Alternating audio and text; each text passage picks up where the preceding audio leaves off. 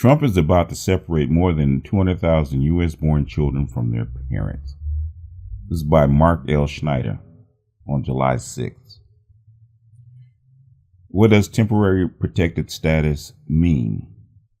DHS announced May 4th that it will end protected immigration status for 50,000 Hondurans living in the U.S. since 1999.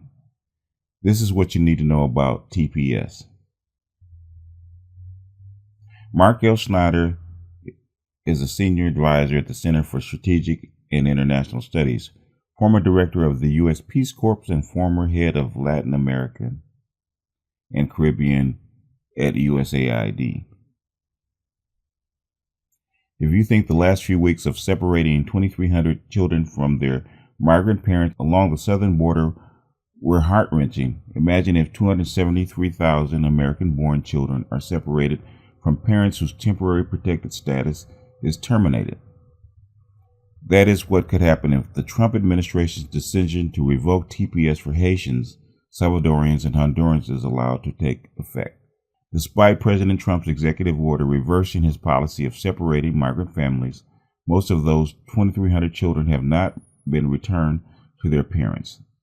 This is truly unconscionable.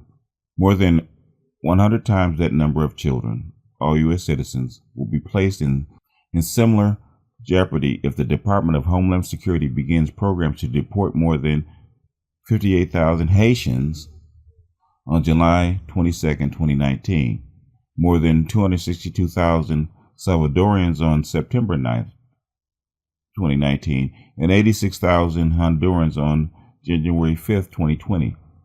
Parents will be faced with the decision on whether to take their children, most of whom speak mainly English, and only know life in this country, back to countries deemed by the State Department as not safe for travel, some with the highest homicide rates in the hemisphere. Otherwise, parents will have to leave their children alone in the United States, or if they're lucky, with relatives or foster parents who they may or may not know, or some with adult sponsors chosen by federal agencies. The only other choice available to those parents would be to hide in the shadows as undocumented aliens. And that is what the ambassadors to the United States from El Salvador and Honduras during an event at the Center for Strategic and International Studies predicted that most families would attempt. And DHS would undoubtedly begin a massive hunt for them. The TPS provision in the Immigration Act of 1990 states that after each 18-month review, if conditions have changed and governments can adequately handle the return of their citizens, and the returnees can return in safety, then it can be terminated. It does not say it is okay to deport them, even as governments say they would still be overwhelmed or that it is still unsafe. The Trump administration's TPS termination decision reversed the findings of Presidents George W. Bush and Barack Obama. As Secretaries of State and Secretaries of Homeland Security and their legal advisors, they found conditions justify legally extending the temporary protected status after each of 14 reviews for Honduras since it was granted. Following Hurricane Mitch in 1999, each of 13 reviews for El Salvador following 2 earthquakes in 2001, and each of 4 reviews for Haiti following the worst earthquake in the region's history in 2010. The decision to terminate the temporary protected status appears blatantly political since it contradicted the evaluation of U.S. diplomats in each of the countries who sent cables urging extension of TPS. They wrote that deportation of TPS holders and their children would endanger the fragile economies in these countries, overwhelm the country's abilities to provide services, lead to more violence, and prompt new flows of migrants to our borders, thus undermining U.S. national security interests. U.S. Southern Command, which covers Central and South America, came to the same conclusion. The Department of Homeland Security also ignored the State Department travel advisories in January, warning U.S. travelers to reconsider travel to those countries. Various studies show that more than 80% of TPS beneficiaries work, pay taxes, and contribute to an estimated $690 million each year to Social Security. It would cost an estimated $3 billion to deport them, and the U.S. economy would lose about $4.5 billion each year in gross domestic product. Finally, U.S. policy begun under Obama and a Republican Congress and continued according to Vice President Pence in the Trump administration sees the best way to reduce the push factors on illegal migration is to assist Central America to strengthen their economies, democratic institutions, and law enforcement.